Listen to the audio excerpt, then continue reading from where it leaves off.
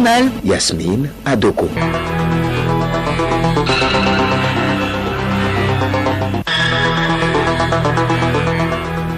Madame, Monsieur, bonjour.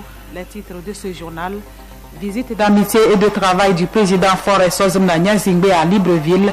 Les relations bilatérales et les sujets de développement du continent seront au centre des entretiens avec son homologue Ali Bongo Ondimba.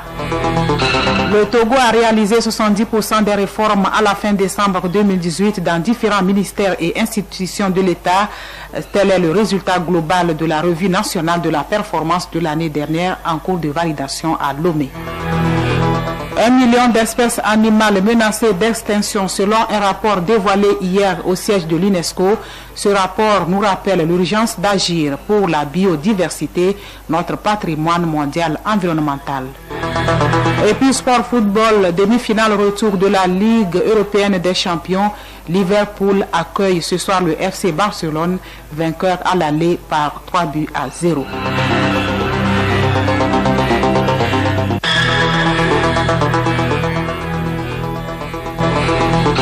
radiolomé.tg.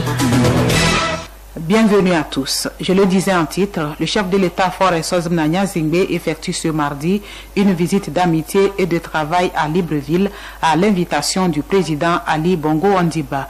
Ce déplacement, qui s'inscrit dans le cadre des excellentes relations d'amitié et de coopération entre le Togo et le Gabon, permettra aux deux hommes d'État d'aborder des questions d'ordre bilatéral ainsi que des sujets touchant au développement du continent. Juliette Kamde. Les présidents Faure Sozomna Nyazingbe et Ali Bongo Ondimba avaient lors du sommet conjoint CEDEAO-CEEAC tenu à Lomé le 30 juillet 2018 réaffirmé leur convergence de vues sur l'approche solidaire entre communautés économiques régionales dans la lutte contre le terrorisme et l'extrémisme violent. La persistance des défis actuels en matière de paix, de sécurité et de développement en Afrique suggère un renforcement de cette collaboration et une mutualisation accrue des efforts pour une meilleure efficacité des mécanismes régionaux. Dans ce contexte, le chef de l'État a récemment réitéré l'engagement du Togo dans le cadre de la coopération régionale pour la préservation de la paix et de la stabilité. La dernière visite du président Faure Sozomna Nyazingbe au Gabon remonte au 24 mai 2018. 70% des réformes réalisées, c'est le résultat global de la mise en œuvre des réformes dans les ministères et institutions de l'État à fin décembre 2018. La revue nationale de la performance de ces réformes et la validation de la matrice unifiée des réformes pour la période 2019-2021 font l'objet d'un atelier de 4 jours. Léontine Atogima. Pendant 4 jours, des acteurs venus des différents ministères et institutions étatiques vont mesurer le chemin parcouru et se fixer de nouveaux objectifs pour la période 2019-2021. Dr Mongo Ahar Bessou, secrétaire permanent des réformes. Après ce lancement, nous allons demander à tous les départements ministériels de passer faire la présentation de ce qu'ils ont fait, les résultats qui sont bons, là où ça n'a pas marché, pourquoi et comment on fait pour améliorer. Et à partir de demain, les services vont se mettre par groupe pour réactualiser la matrice unifiée des réformes pour dire 2020, qu'est-ce qu'on va faire, 2021, qu'est-ce qu'on va faire, 2022, qu'est-ce qu'on va faire. Parce que le gouvernement a décidé que désormais, quand un partenaire vient pour soutenir le gouvernement, qu'il aille dans la matrice des réformes que nous-mêmes nous avons convenu de mettre en œuvre pour dire je vais vous soutenir, mais j'appuie telle réforme, telle réforme. 70% des réformes réalisées, une réussite selon le représentant résident du Fonds mondial international FMI, Sampawadé Jules Tapsoba. Nous pouvons que dire que le Togo est en bonne voie dans les réformes. Le chemin reste encore long, mais ce qui a été déjà accompli, c'est presque les 2 tiers. Donc ça, c'est un élément important. Dans le cadre de notre interaction, le FMI avec l'État togolais et les partenaires techniques et financiers, les réformes sont nombreuses. Je ne vais pas les étaler ici, mais juste pour donner un indicateur, sur les 4 revues prévues, on a déjà fait 3 revues depuis le début du programme en 2017 qui ont été succès, des revues à succès. Et la 4e est en cours et d'ici juin, on aura des résultats. Pour le ministre de l'économie et des finances, Sani Yaya, ce résultat obtenu va contribuer à l'amélioration du climat des affaires au Togo et à l'assainissement des finances publiques. Un pas vers la concrétisation du plan national de développement PND. Lancement ce matin à Lomé d'une campagne de sensibilisation de lutte contre la corruption. Cette initiative de l'Office togolais des recettes OTR vise à éradiquer la corruption à travers des comportements exemplaires des agents de l'OTR, des directeurs de services. Assindo Mohamed Nourindine, directeur de la lutte contre la corruption au sein de l'OTR. Nous avons 3 cibles, nos agents, les sociétés civiles qui ont pour mission de lutter contre la corruption. Nous tenons à remercier la haute autorité en charge de lutte contre la corruption qui nous a offert la base de données permettant de contacter ces associations et ces ONG. Nos collègues journalistes, afin de relayer les informations tant à l'échelle nationale qu'à l'échelle internationale. C'est vrai, il y a une amélioration en matière de lutte contre la corruption. Nous visons d'ici 6 mois qu'il y ait quand même un changement substantiel. L'objectif visé, il faille qu'on lutte contre la corruption.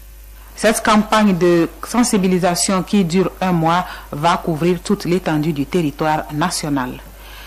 Les fidèles de Mohamed observent depuis hier le jeûne du Ramadan, un mois béni rythmé par les prières, la pénitence et la dévotion envers le Tout-Puissant Allah et la privation de nourriture et d'autres plaisirs charnels du lever jusqu'au coucher du soleil. L'observation de cette pratique qu'est le jeûne a une signification pour le musulman. Des explications dans ce magazine produit par Irène Tchobedje et Yannick Yator. Présentation Amara Moussa.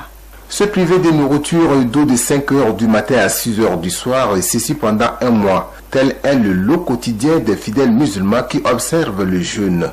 Toutefois, ces fidèles ne peuvent pas respecter cette pratique recommandée par le tout miséricordieux Allah s'ils n'en cernent pas l'importance, encore moins la signification qu'elle revêt. Zouberou, fidèle de la mosquée BCAO. Le jeûne fait partie des 5 piliers de l'islam et c'est le 4e pilier de l'islam. Ramadan, mois de jeûne ça. C'est une exigence pour tout musulman d'accomplir le jeûne du mois de Ramadan. Quand nous jeûnons, nous attendons une récompense céleste pour nous garantir le paradis. Physiquement aussi, il y a des récompenses. Nous avons par exemple la santé. Moi, je constate à la fin du jeûne, je perds beaucoup de poids. Pour l'imam Sani Karim, vice-président de l'Union musulmane du Togo, le jeûne a été prescrit aux musulmans pour la crainte de Dieu. Il permet aux fidèles de corriger leurs faiblesses, les manquements et d'autres vices. À partir du moment où vous jeûnez, vous avez l'obligation de laisser vos habitudes, l'alcool qui est interdit en islam. Le Coran nous dit éloignez-vous du jeu des hasards et du vin. Il y en a qui se mettent à l'écart de la fornication. Tout ce qui a été interdit, le mois de Ramadan est là pour implorer le pardon de Dieu pour qu'il nous mette dans le droit chemin. Allah dit, la récompense du jeûne c'est pour moi Allah. Donc le caractère sacré, c'est que le musulman doit changer à la fin du mois de Ramadan. Notons que pour le fidèle musulman qui aura respecté ce jeûne avec piété, grâce et bénédiction lui sont réservées selon les Écritures du Saint-Coran. Le journal Yasmine Adoko. À l'étranger, Bénin, le domicile de l'ancien président Thomas Yahi Boni a été une fois encore encerclé par les forces de l'ordre hier soir. L'avocat de l'ex-président estime que son client subit une torture morale.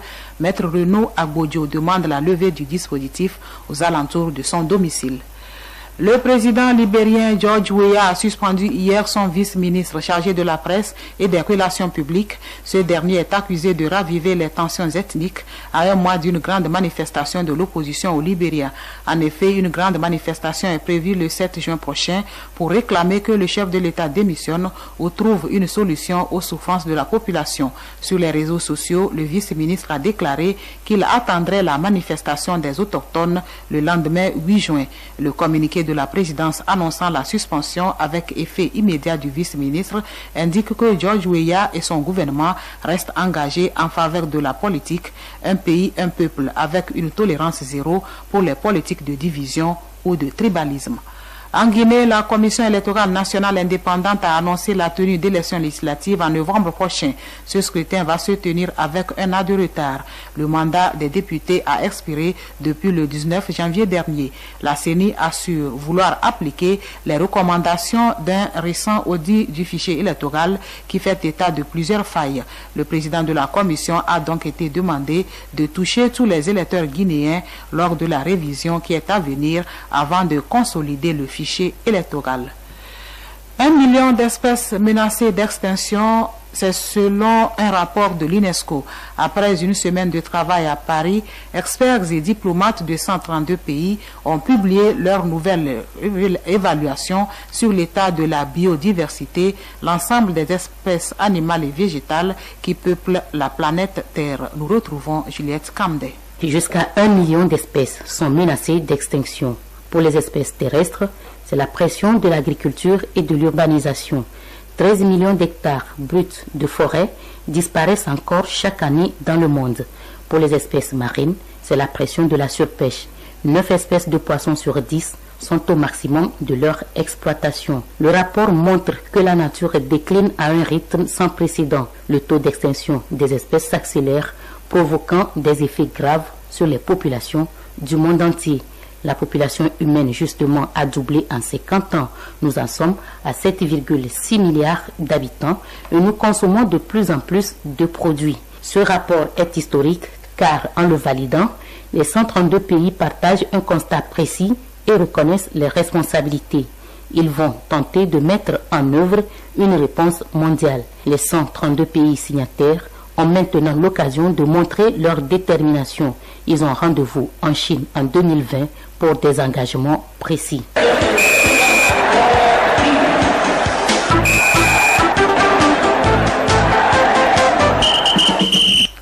Dans cette page sportive, on fait un retour sur la deuxième édition de la course automobile Lomé Urban Race, mais avant un clin d'œil à l'actualité internationale qui reste marquée par le début ce mardi des demi-finales retour de la Ligue des Champions. Aruna Mola.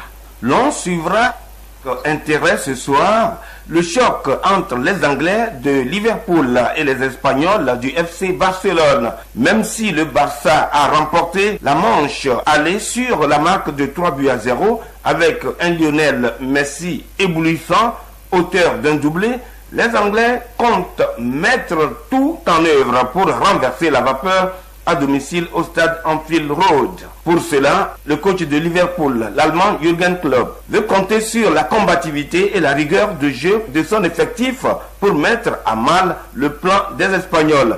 Même si l'on annonce les forfaits du Brésilien Firmino et de l'Égyptien Mohamed Salah, les Anglais espèrent surmonter les 3 buts et jouer une seconde fois d'affilée la finale de la Ligue européenne des champions. En face, c'est une équipe gonflée à bloc du FC Barcelone qui va se produire en terre anglaise ce mardi avec certes le forfait du français Dembélé. Demain mercredi, la seconde demi-finale, le retour, va mettre aux prises les Hollandais de l'Ajax d'Amsterdam et Anglais de Tottenham. À l'aller, Ajax a battu les Spurs par 1-0. Retour sur le plan national avec les sports mécaniques. La deuxième édition de la course automobile dénommée Lomé Urban Race s'est déroulée ce week-end sur le boulevard du Mono. À l'arrivée, c'est le gagnant David Yetebessin qui est le plus grand vainqueur de cette deuxième édition. Pour les organisateurs, la satisfaction est totale. Martin Gouenech, le président d'organisation. On est vraiment très content. On a délivré un très beau spectacle pour les jeunes. On a à peu près sécurisé aussi le circuit. On est très content. Je pense que les participants aussi, les Nigérians, les Ghanéens, les Béninois, ils sont tous contents. En tout cas, nous, dans l'organisation, on est très satisfaits. Les résultats techniques, un 4x4 puissant du Nigeria qui a gagné la course d'accélération. Il y a une moto Yamaha R1 Turbo qui est modifiée, qui a gagné la course de moto. Franchement, ce sont des véhicules qui sont assez puissants. Pas facilement dans la sous-région. On est content que ce soit ce genre de véhicule qui est gagné. Mais comme vous avez vu, le Team Canada, c'est assez difficile. Il maîtrisait son volant et les pilotes nous ont délivré des beaux dérapages contrôlés et c'était vraiment très intéressant. Franchement, la première des choses, c'est la sécurité. Les gens sont très excités, il y a de l'adrénaline et tout le monde est tenté d'avoir la meilleure et de vouloir franchir les barrières de sécurité. Donc on a essayé de mettre l'accent dessus. Ça a été à peu près satisfaisant. Il va falloir qu'on travaille encore dessus l'année prochaine.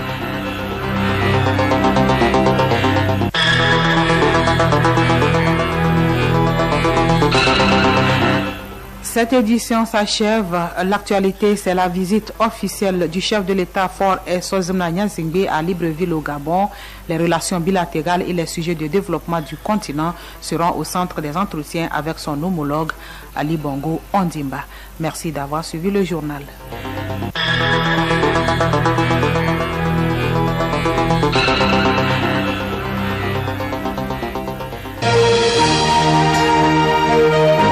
Radio Lomé, boîte postale 434, email radiolomé@radiolomé.tg. radiolomé.tg